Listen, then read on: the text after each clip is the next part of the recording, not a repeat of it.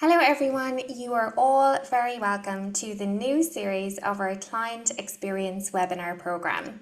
We are delighted that you can be with us today. My name is Niamh O'Connor and I'm part of the Client Experience programme team here in Dentons. Whether it's your very first time joining us or you've been with us right from the very start, you're joining over 3,000 General Counsel and in-house legal team members across 119 countries around the world who've registered for our current series. Shaped by the input of this community, the programme continues to be focused on bringing you practical insights on some of the most topical issues facing you and your in-house legal team. Today is the first of 7 sessions in our current series, which will take place between now and March of next year. Our topic for the next 60 minutes is the role of the General Counsel as a leader during uncertain times. In a recent piece from The Economist, they talked about how the analytical rigour, legal expertise and the broad global landscape view that often sits hand in hand with the General Counsel role ideally positions you as a leader when it comes to responding to uncertainty and crisis events. And that's exactly what we're going to take a deep dive into today. As always, these sessions are all about you. We're really keen for you to get the most value out of it in terms of practical takeaways. So I encourage you, as always, to make the most of the chat and the messaging functions as we work through today's discussion.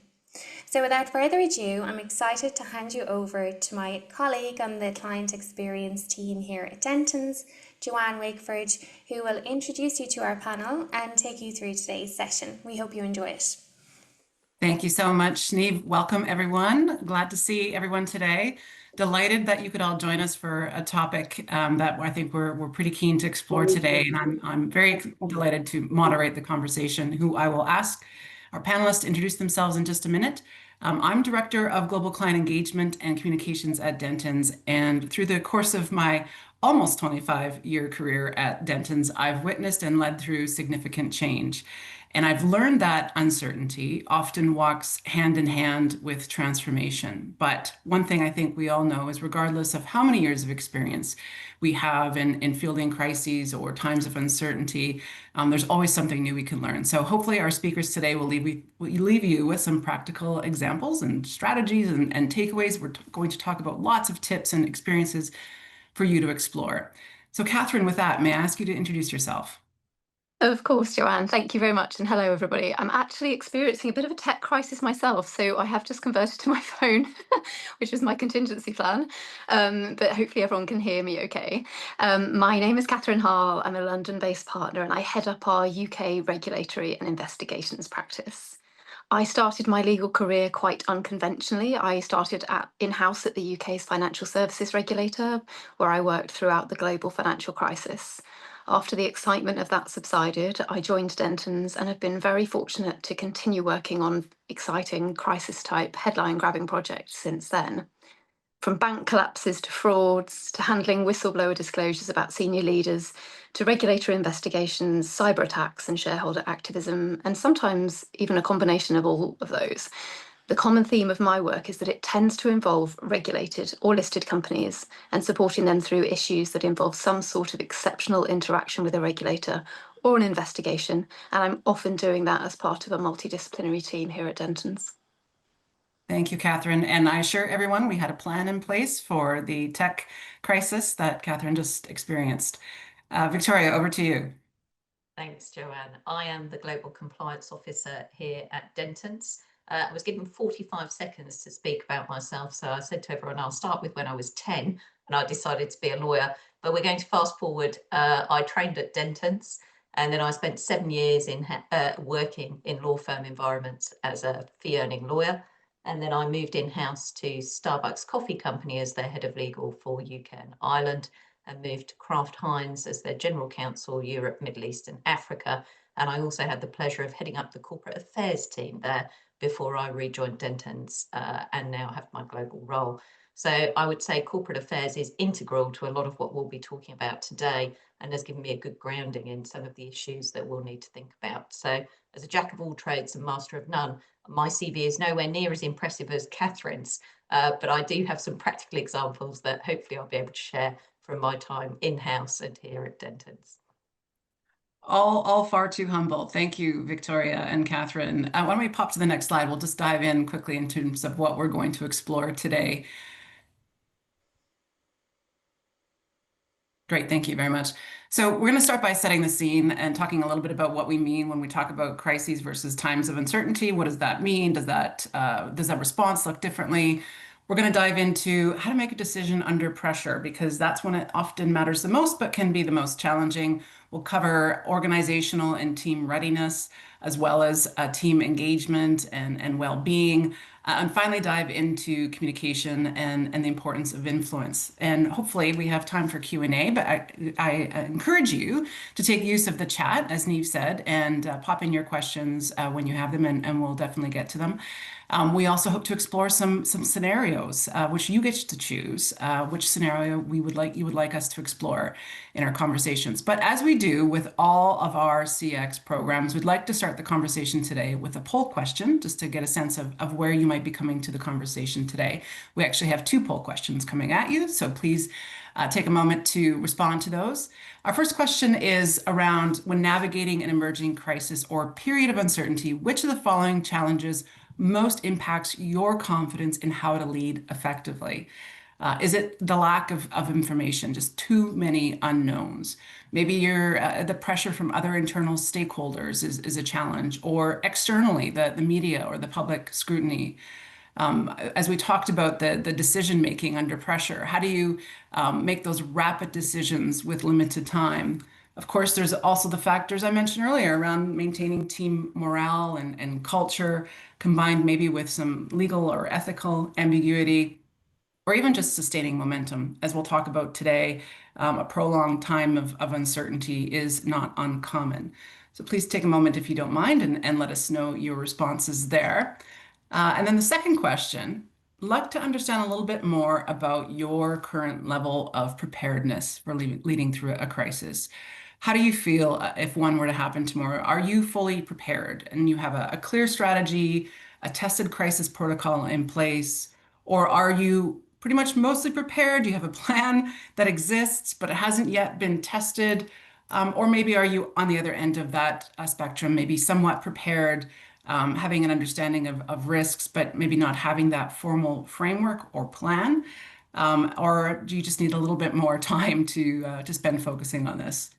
So I'd love to hear your thoughts there. By the way, we will talk extensively about the value of being prepared and having a plan, having a checklist. So hopefully some of the tips and guidance we offer to you today will get you from that somewhat prepared to higher up on the scale. Niamh or Natalie, how are we doing so far on responses?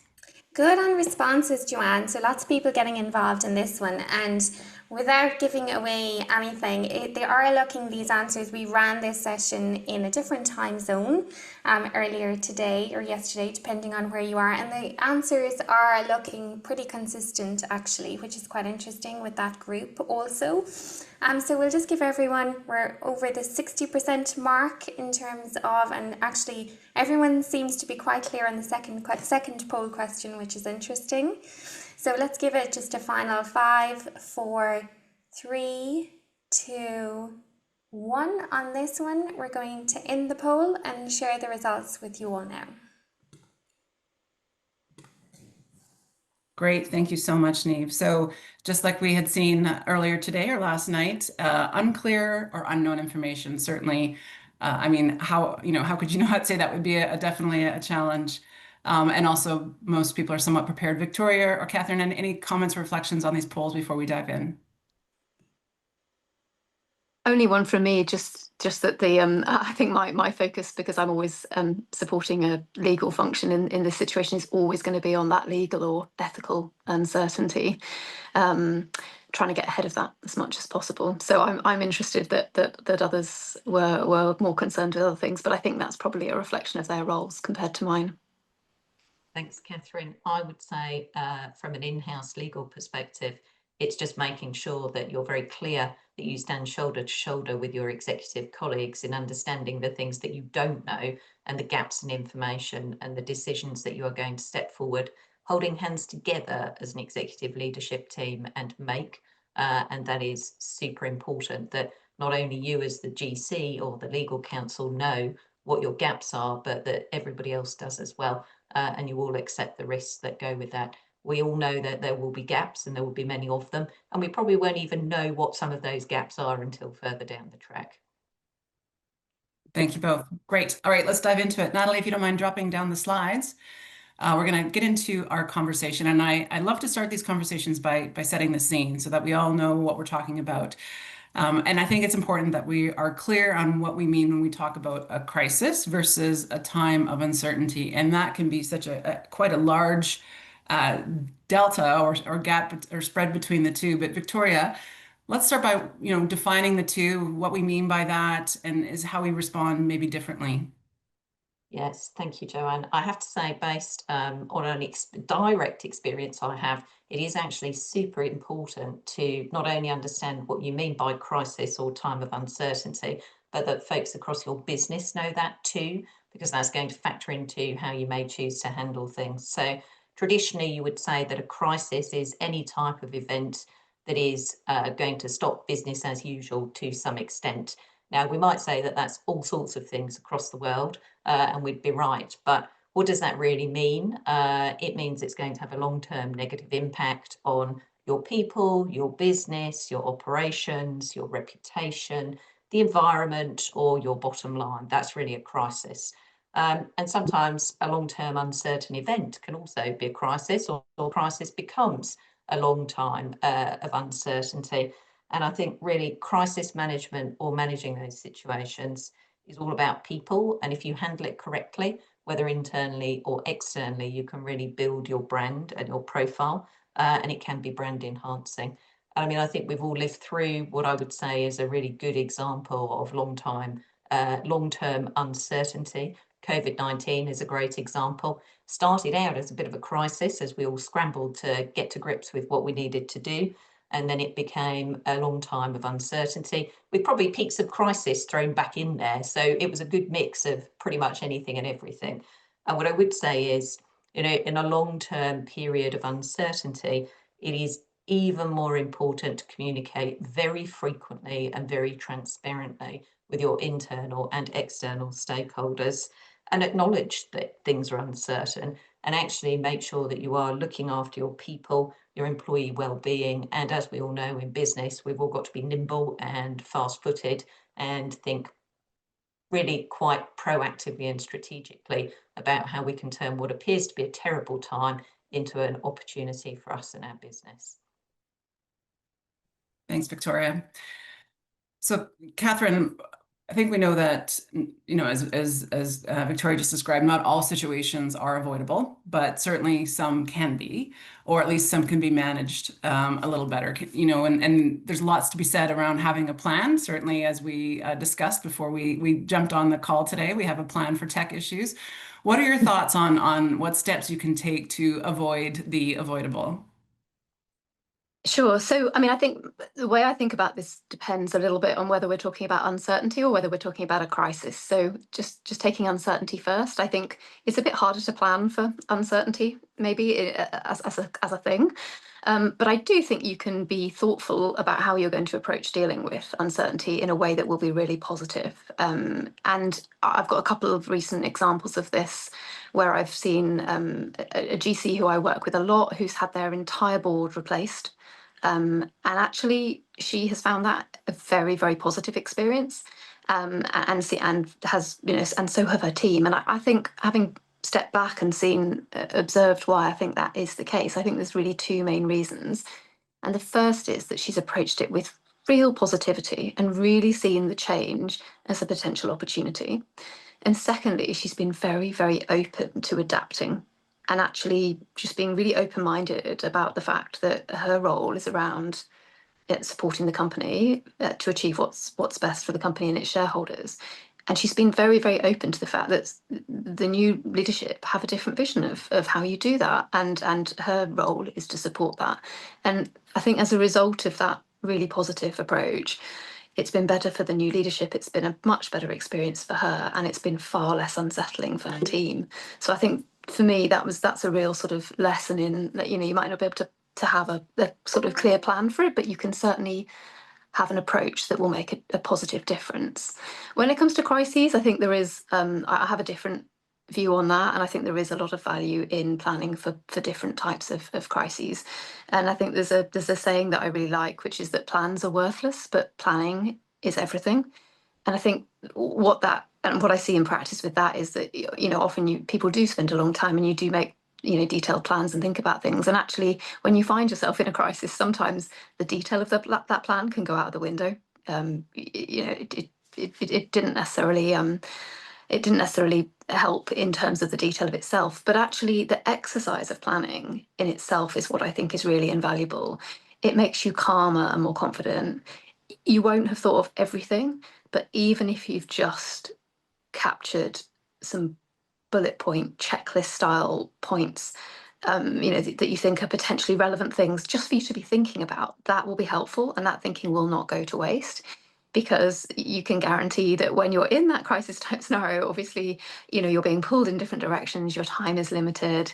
Having those things to just bring you back and reassure you, have I thought of everything? Is there, or have I missed the insurance notification? Is there something that I really need to do that I haven't, and make sure I haven't forgotten about it?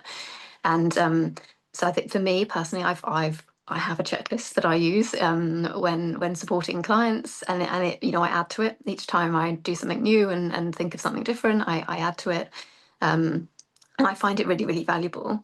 I think there's also a point around thinking about what you do to try and preempt and plan for and avoid or reduce the likelihood or seriousness of crises.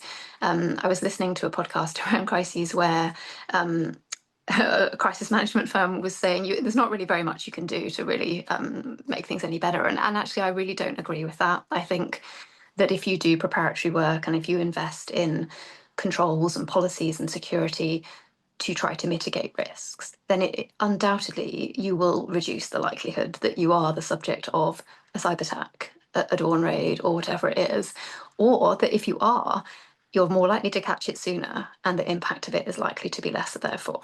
So obviously, businesses can't operate in a zero failure environment, but you can at least make conscious choices about risk.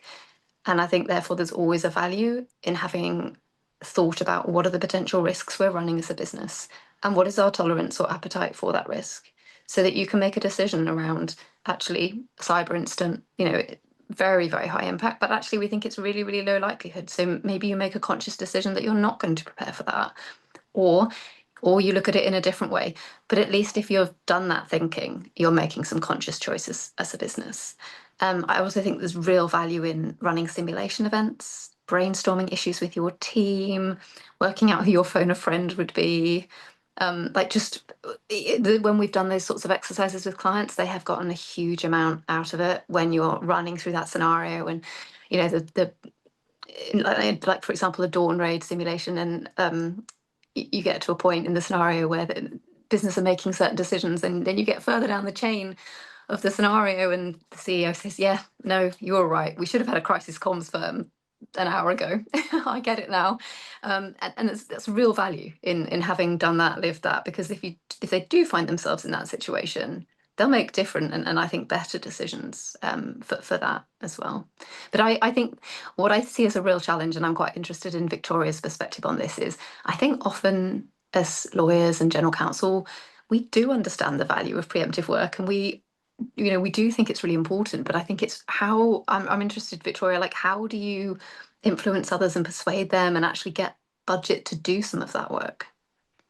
Yeah, thanks, Catherine. Building on your dawn raid theme, competition law working in an FMCG environment was always top of mind for us. So with the blessing of the regional CEO, we arranged a mock dawn raid with our outside counsel, which nobody else knew about. So we had our outside counsel come in and pretend to be the regulator. They arrived unannounced. We monitored everything from how they were treated at the reception desk. Did they follow the checklist we'd given the receptionist? How were they treated? And then various people across the business were pulled into interview rooms and interviewed. They were asked to hand over their phone, their laptop, our legal counsel for the UK just happened to be at a doctor's appointment. Not that that was prearranged that morning, so that actually people were left scrambling. Who am I going to call in the in-house legal team? Do I know who to get hold of and what to do? And then outside counsel came in to support as well as outside counsel.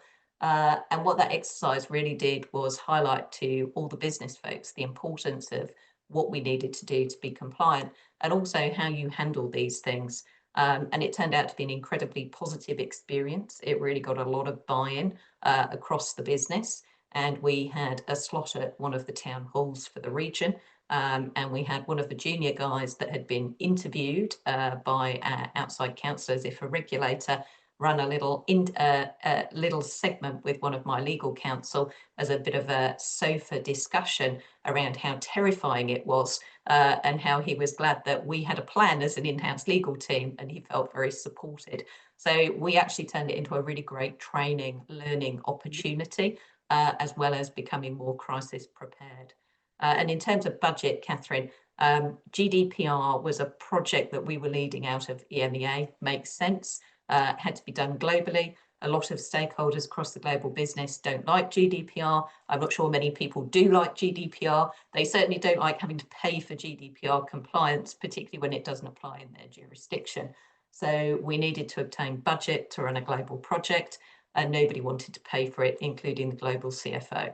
So how do you get budget for a project that nobody really sees as business critical and doesn't really want to do? What we ended up doing was saying to our global general counsel, would you mind handing an audit exception report to the global CFO and asking him to sign it for presentation to the global audit committee of the board, saying that he accepts the risk of our business not being GDPR compliant.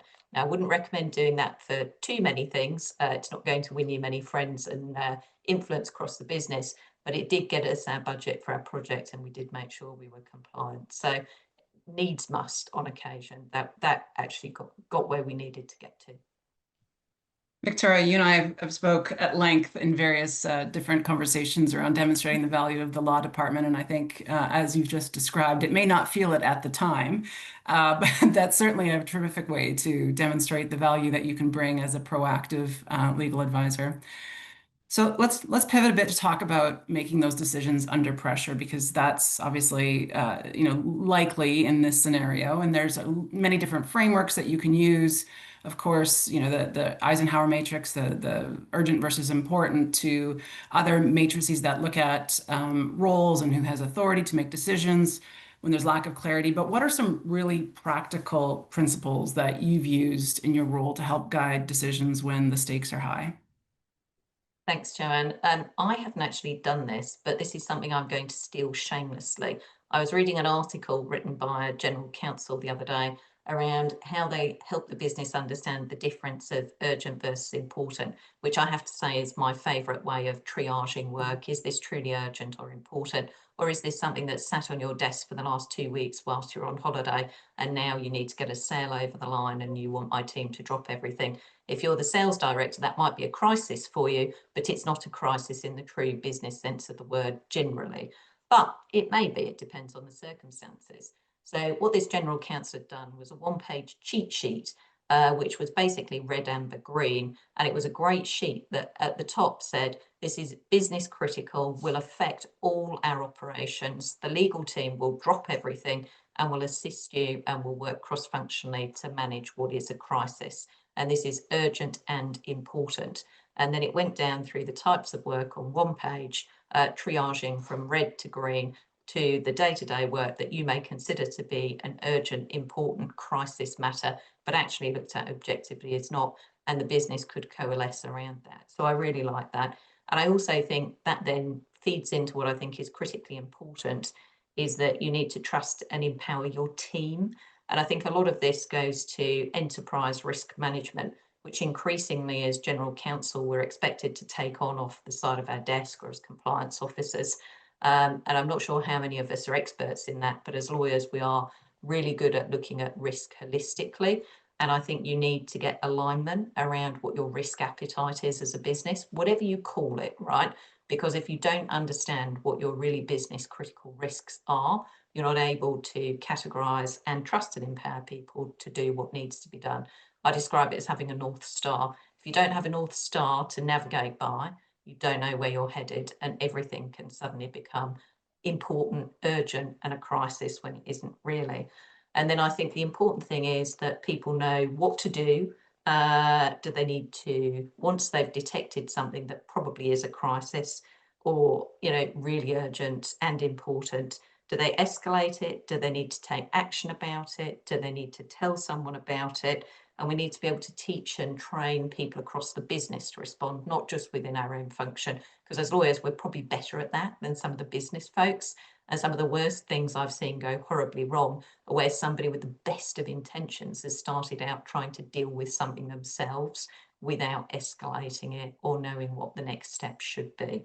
So really, it's super important to teach people all of those things, but make them feel empowered, right? Because what you don't want is people being terrified to do something, because sometimes you actually have to act in the moment, depending on what it is. And I think that's a really good point, Victoria, because there's also a point here around actually sometimes in a crisis you can't follow your normal decision-making protocols, and actually you can think about and crisis-proof your policies and procedures in advance by already pre-providing for that fact and making sure that you've got alternative delegates and individuals able to make decisions where normally you might have had a committee or a group style decision. I think that's really important because you will often need to act quickly. I think there's also a point here around sort of balancing legal risk and business urgency, and actually what your risk tolerance is like and how it changes in a crisis. I was discussing the fact that I was doing this seminar with my 12-year-old last night, and I said, what advice would you give on leading legal advice through a crisis? And she said, well, don't break the law, which sounds on the face of it like a really good advice, right? But actually, crisis type situations are exactly, in my experience, where the tolerance of the business for legal risk is infinitely higher. For example, you've got a client at the moment where we're looking at a situation where they are in a situation where they are breaking the law and in a non-compliant position, which they don't want to be. But actually, the alternative right now is for their business to grind to a complete halt and lose clients and actually ultimately to make them not viable as a business.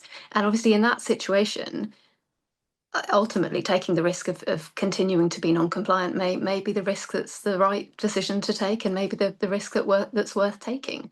And then instead you're looking at, well, how do we best mitigate the situation? How do we, minimize the risk and make this as understandable and mitigatable a breach as we can? But I think that legal risk always has to be weighed with other considerations. I would also stress when making these difficult decisions and dealing with these difficult scenarios, there is a real power of the sort of wider network of peers here. And I think we really saw that over this summer in the UK. There were a lot of retailers who suffered cyber incidents. And it was remarkable, the network of other general counsels and CEOs who had previously experienced these incidents, who reached out to the GCs and CEOs of the businesses that were facing the attacks and offered them support, advice, and solidarity. And I think that's really, really invaluable to be able to talk to and test things and just empathise with someone who's been in a similar situation before. I think we all know that Catherine is raising a future compliance and investigations lawyer over there. So good to hear, Catherine.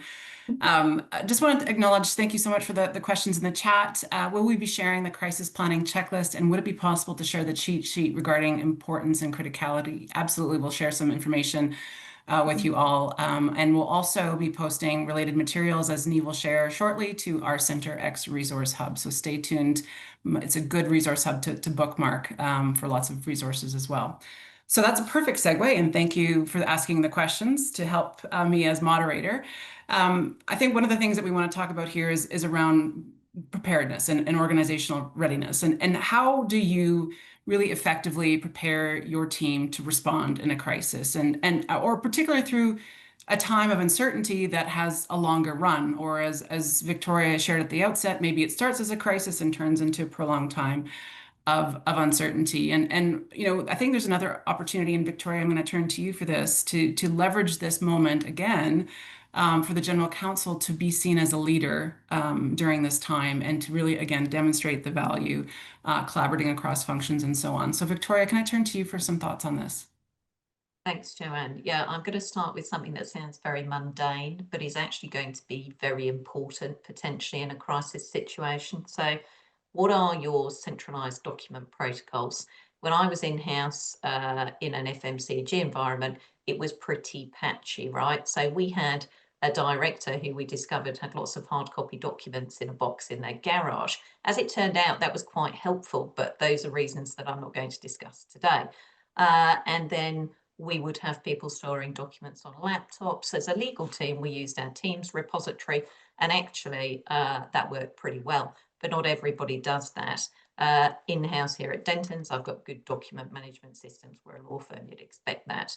But really, do you have the documents you need in the moment? And you might think you're organised, they might be in your Teams repository, but what happens in a cyber incident? Have you got hard copies of those documents somewhere that you might need that would be really critical? And if you don't, how can you get hold of those copies? Maybe that director with his box of papers in the garage turns out to be a godsend, notwithstanding you wouldn't want them in his garage. And then, of course, you need to be thinking about record keeping and, train your teams to think very carefully about what it's critical to capture, because in a crisis moment, that can be really difficult. So how are you going to do that? Do you record something? You can take a transcription later. It may not be perfect, but in the moment, that might be the quickest, simplest, and best way to do it. Use digital tools. And then what is it really important to capture? Make sure that you do. And that then segues into privilege, particularly in an in-house environment in certain jurisdictions. We're going to be worried as in-house lawyers about potentially preserving privilege over certain communications, which leads me neatly into who is your phone a friend for your critical issues? Outside counsel used to sometimes say to me, why did so-and-so get that piece of work? And I'd say, well, they answered their phone first, and it was super important and super urgent. And whoever picked up the phone first got that piece of work. You're both great competition lawyers, but I needed someone and they answered the phone. So you need a really good roster of lawyers, and you need to have thought about that in advance. Who are the people that you're going to call to be your trusted advisors in those situations? And even if you think you can handle it as an in-house team, do you need to preserve privilege? Are there circumstances that you need to think very carefully about? And make sure that your business colleagues aren't running around chatting to each other on WhatsApp about whatever the crisis is, because I can guarantee that will be discoverable down the line, even though they think they won't. And goodness me, even worse, they might start thinking about deleting them. Or, as Catherine pointed out earlier, and we did have this with one unfortunate client of the firm that had been using WhatsApp for business communications internally, they had disappearing messages switched on, and they had a document which was quite key that had disappeared. Now, even if there was nothing to see there, that is a pretty terrible situation to find yourself in, having to explain to a regulator down the track, or even to a judge in litigation. So the real big value in legal is bridging the gap between legal and what's required in a crisis, and bringing together functions to work collaboratively and make sure that you manage the crisis. So you bridge the gap between the business and what's needed from a legal compliance regulatory perspective. And I think that really helps GCs and their teams to demonstrate the value of in-house legal. So never let a good crisis go to waste, I would say. Thanks, Victoria. And Catherine, let's pick up on that communication piece, if you don't mind, because I think obviously making sure that we communicate to the right stakeholders, that's happening early and often, is such an important part, but sometimes it doesn't always go as planned. Yeah, no, it definitely doesn't. And as part of the sort of checklist that you should have, you'll obviously want all your different stakeholders in terms of regulators and things like timings around notifications, so that you can have all of that at your fingertips and not be scrabbling around in rule books, desperately checking to see how quickly you need to be telling them and what you need to be telling them. But in terms of other external communications, I have had a few cautionary tales which are worth sharing. I think it's often common with certain crises that you don't necessarily know the full extent of the crisis early on. It may be better than you think. It may be worse than you think, but the reality is that early on you often have imperfect information, and so you don't really know, to be honest. And I certainly think in that situation, recognizing that you may not know everything, and that you may not know what you don't know even, is really, really key when you're thinking about your communication strategy. I cannot tell you how much worse it is to have gone out with a positive announcement, either to a regulator or to the public, and then to find that actually, unfortunately, it is a lot worse. At that point, you would be under pressure from regulators to correct previous statements. And there's a risk, obviously, that other parties you're dealing with may have relied on those earlier statements that you made, reassuring them that actually everything was okay, when in fact it maybe isn't. So I would really, really caution against anything too positive too soon until you definitely know what the position is. It is much, much better to be less definitive and to be much more cautious, and hopefully to have a positive and more optimistic position to put out later on. But yeah, definitely don't make it worse by going out with something that's potentially misleading or overly positive. It can set up a whole host of problems, in my experience, unfortunately. Good advice. Victoria, just a heads up, next time you speak, if you don't mind raising your voice just a little bit. I think we're having some audio issues. So I think this is a great time to pivot from communication to talk about overall well-being of the team, and how we keep everyone engaged and motivated, because, whether it's a crisis or just a period of uncertainty, I shouldn't say just, often that lack of clarity and ambiguity can be a real significant stress on yourself and on your team. And I think making sure to keep everyone motivated and focused on the goal is essential, while making sure that we don't suffer burnout or all those other things. And we're excited today to share with you a video clip from General Counsel talking about her experience in leading a team through ambiguity, and some tips on resilience and mental health.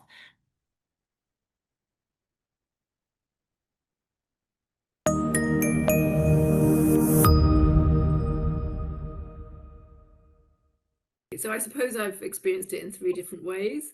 One was leading on a regulatory project during Brexit, and there was a lot of uncertainty as to which direction Brexit would actually go and what it meant. Second was leading teams during COVID, and again, people were in the office, out of the office, there was a lockdown, there was an opening up, and people still had statutory deadlines that we were working to and decisions that had to be taken. And most recently, I've worked on a merger of 2 regulators, but it's just the same as any merger of 2 businesses, actually, to some extent. What I like to focus on with my team is first keeping an eye on the real work. What are we really there to do? Can we focus on that? Can we recognize achievements? And can we maintain a focus? Because that's where most people tend to get their pleasure from, is actually delivering with purpose. The second is tackling ambiguity and the emotional drain and the cognitive, almost sort of intellectual drain that can have on you, which affects your well-being and your performance. For people in my team, what I always try to do is promise no surprises and be as clear as possible on the knowns and the unknowns. So I'll be generous in talking about the ambiguity that we're working in. I won't pretend that everything is clear and that there's a very linear path. I think people ultimately feel more empowered if they're able to engage with the ambiguity, understand it, and raise concerns. One way that I've navigated this is having regular team meetings where I tell them what's going on, and I'm very explicit that I want their views, not just questions, but preferences. That can be challenging for people, but it's only by kind of crossing over into their world and saying, well, what do you want to get out of this? Help me help you, that I think you have an adult to adult conversation rather than a parent to child kind of conversation.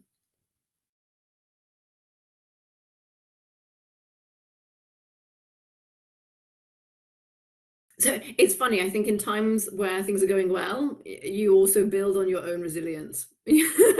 When times get more stressful, maybe the good habits slip and you're definitely exposed because you're carrying emotions of other people plus your own. And you've got maybe more work, more complexity, more ambiguity than you had before. So I'm not pretending I'm perfect. In fact, that's probably the most important thing is communicating with those people who will support me and I trust that I'm not okay. It's like a really bad day, and that's not always easy to do. You maybe need to choose who you tell, but it's incredibly important to say, all right, that took me over the edge, that meeting, that I know that I was at the edge of what I could cope with. I need a break from this. It's too much. That is not the normal thing that I think you hear leaders say, but in reality, I think that's what's going on behind the scenes. They're talking to someone informally to help them through it. And without that, you're very isolated. The second is to make sure you draw a line, right? Don't bring everything home every evening. Don't stew on things. Try to identify what you can change, what you can influence, and what you can't.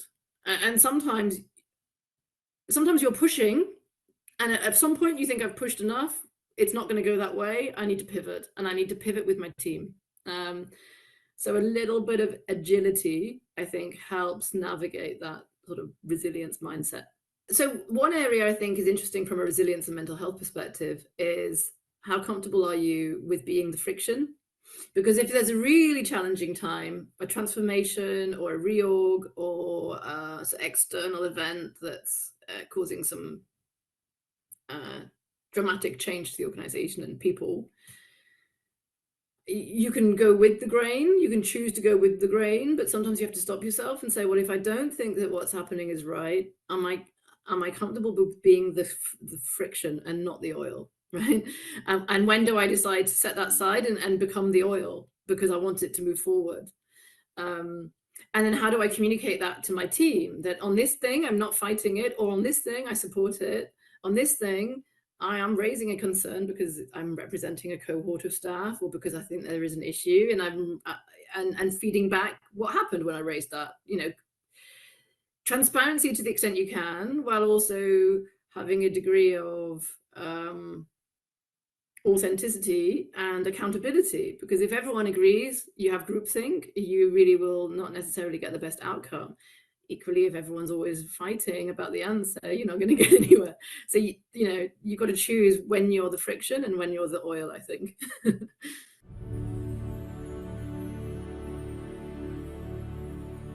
A terrific quote. Thank you very much, Alex Olive, for your perspective on that. I had the privilege of connecting with Alex on these topics, and I find it's the point around authenticity, I think, is really important. As a leader, we read a lot about how that is important. I think the importance of showing a bit of an emotion from time to time to the right audience, I think, is also helps to generate trust as a leader. So I think that was incredibly helpful. We're going to pivot now to talk a little bit about where you would like us to go and run a quick poll and ask you which of the following three scenarios would you like us to walk through. So you get to pick where we go next. Love to hear from you whether that is perhaps a whistleblower scenario where someone has made serious allegations against your boss, who happens to be the CEO. Or is this a cybersecurity breach that has exposed some pretty sensitive information? What do you do then? Or is this an event that has perhaps disrupted operations and supply chains? So we're going to keep our speakers on their toes before we understand where to explore next, which adventure to pursue next. How are we doing for polls? Has everybody jumped in and jumped in where you're gonna take us today? It'd be interesting, actually, Niamh, if we had a different response from earlier today. Look, the speakers are glued to the screen. I can see here. Are we going to have a different scenario this afternoon? And it is looking like we will. Unless there are any late votes that are going to swing it, because it's quite close at this point. So we have about 60, we're just over 60% of people who've participated. Let's just do a quick countdown. So 4, 3, 2, 1. Wow. This is really close. So we do have a different scenario to talk about relative to the first of these sessions that we actually ran. So we're going to be doing the whistleblower one, Joanne. Thank you, Neve. This is exciting. And if we have time, we certainly will see if we can jump into the next scenario around cyber as well. But certainly, as we walk through this, I just want to encourage everyone to pop your questions in the chat if you have any, so you have time to preload those. But let's kick it off. Okay, so a whistleblower has made some serious allegations against the CEO, who is your boss.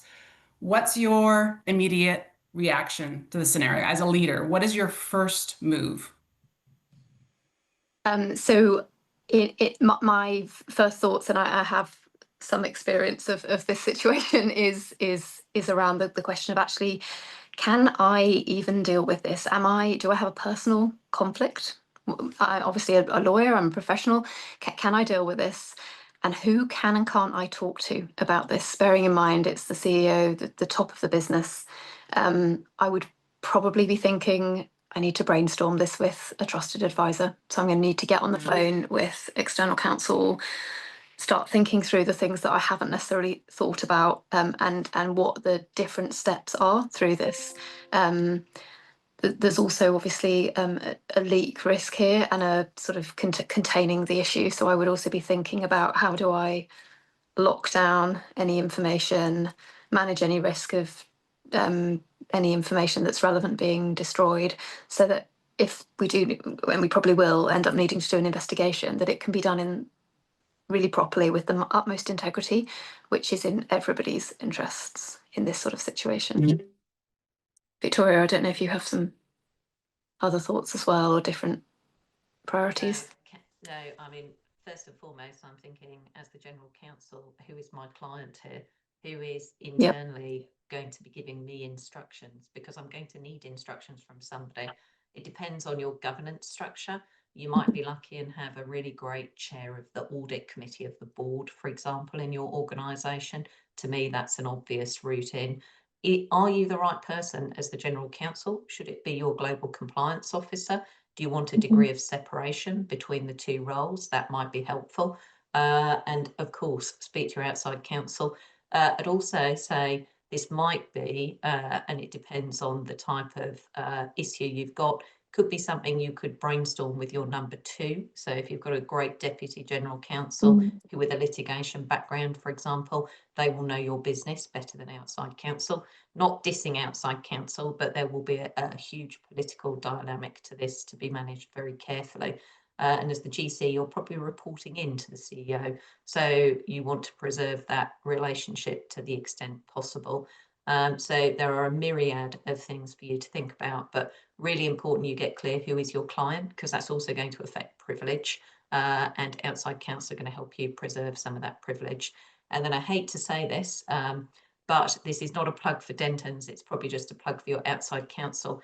As a GC, we all know that it's great to have outside counsel to throw under the bus sometimes and use as a bit of a barrier between us and the business when we know things are going to get potentially unpleasant.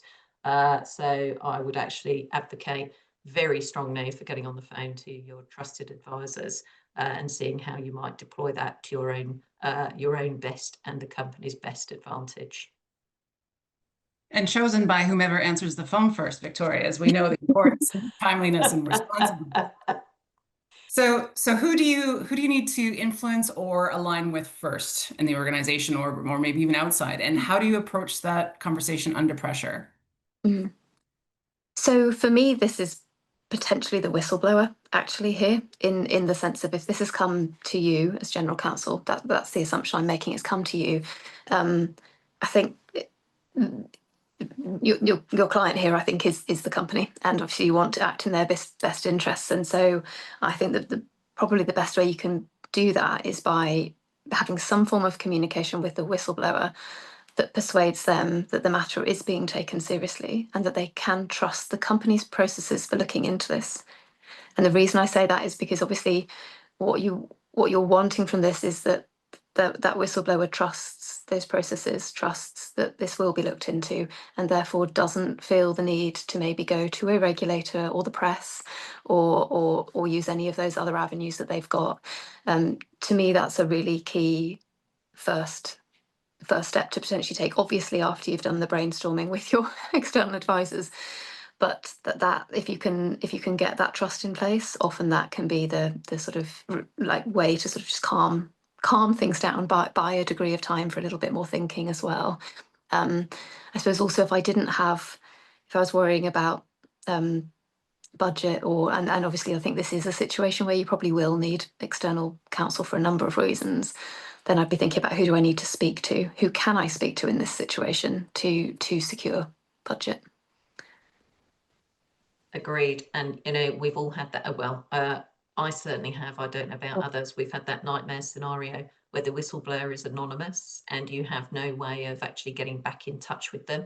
And that is the worst nightmare, actually, because often there are follow-up questions that it's really helpful to be able to ask someone. So that actually adds a layer of complexity to any investigation you're going to be conducting. So, yeah, if you can communicate with the whistleblower, I would agree with Catherine.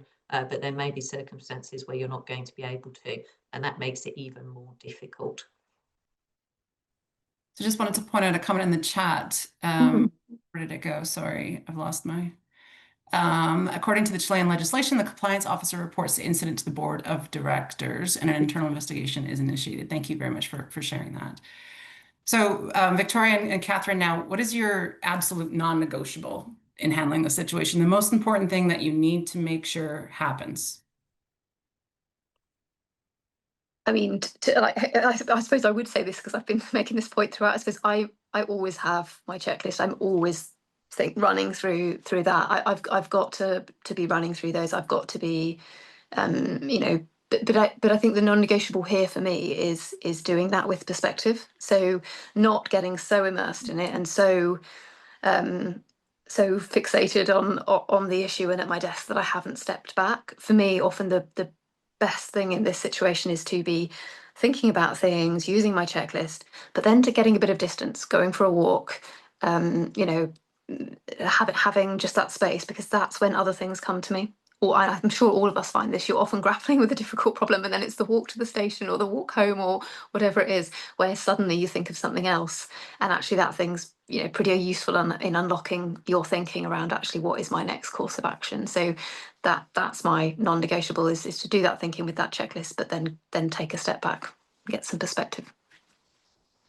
I would say this, but my non-negotiable is do the right thing. That's not always necessarily going to be the easy path, but there is the right path to take. So that should be your guiding star here. Just always come back to that and center yourself in. Are you doing the right thing? Are you doing the right thing for the company? And are you complying with your ethical duties as a lawyer?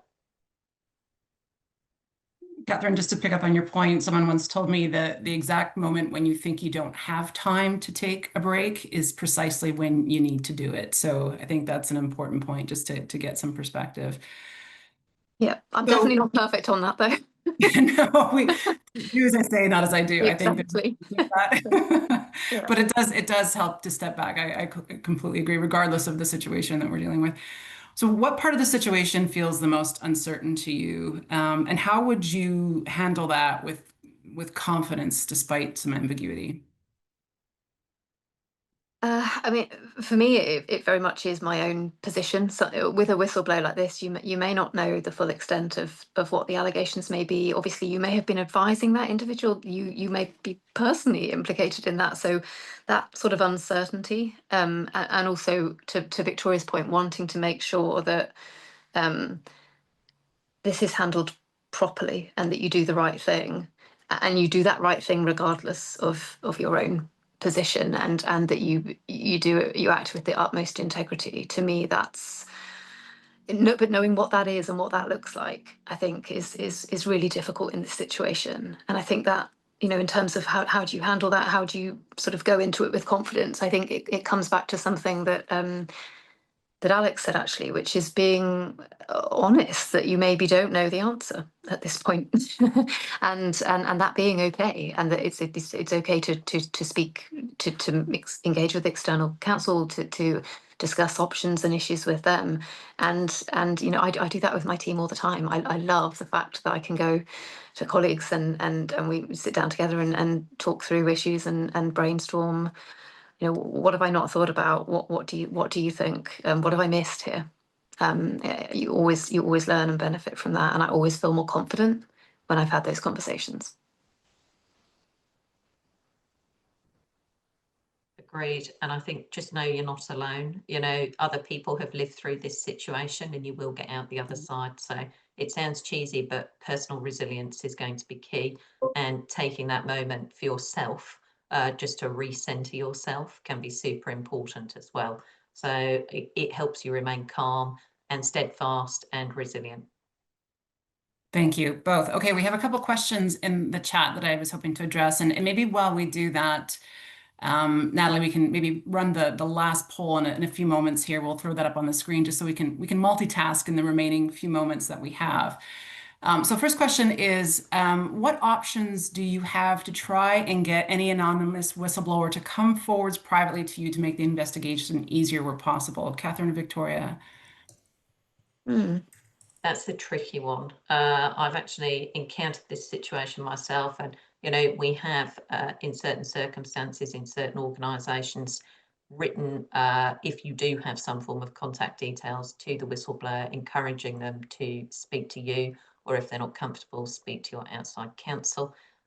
Sometimes you don't have any contact details, and that is the trickiest of whistleblowing complaints to deal with. Because you cannot get further details and you're not going to be able to. But you need to think very carefully before you do reach out and ask someone to engage with you, because it can be a double-edged sword. So it requires careful consideration. Definitely, that's really good advice. I think it's sometimes things come in through an anonymous line, but actually there are ways and means of going back to that person. It depends if you have one of these special whistleblowing lines, that there's often the option for some sort of communication to be sent back to the individual, even though the company themselves still won't know their identity or have any means themselves of contacting them. And that's obviously really useful, and actually where the value of those sorts of lines really comes to the fore is that ability to do that. Because if you have no means of contacting them, that's really phenomenally difficult, because you also don't know who you might be inadvertently identifying or potentially who might perceive you as prejudicing them through something you're doing inadvertently without knowing. So it's very, very challenging in that situation. All right, one question in 30 seconds or less. When seeking outside counsel, is the external lawyer advising you personally, i.e. advising on what your duty is as a general counsel in this scenario, or your organization, i.e. how to best address the whistleblower report? I mean, I think that depends on what you're actually asking them to advise, and what you. I'm not sure. I don't know for certain, but I would have thought you're going to be, because you're the general counsel, the advice will be for the benefit of the company, I would have thought. But Victoria, I don't know if you agree or disagree. Absolutely. And yeah, you need to be very careful. There may be situations where you might need to seek your own personal legal advice as the general counsel. Hopefully they're going to be few and far between, but the advice outside counsel is giving is for the benefit of the company. And you just need to keep that under review. And you certainly should not be asking them to give you personal legal advice. But yeah, you're right to be mindful. You might need your own advice depending on the circumstances. Thank you both. And thank you everyone for great questions and for participating in the poll conversation. Really appreciate your engagement today. With that, we are almost at time. Neve, we will turn it back to you to close us out. Okay, I just want to say a huge thank you to everyone for taking the time out to join us today. I also want to say thank you to Joanne, Catherine and Victoria for the time, thought and consideration they put into taking on today's session. I love that you gave them all a challenging one to close out. We have lots of upcoming sessions, as you'll see on the screen, so we're very much looking forward to seeing you back online with us again soon. Thank you for joining us today and have a great rest of day.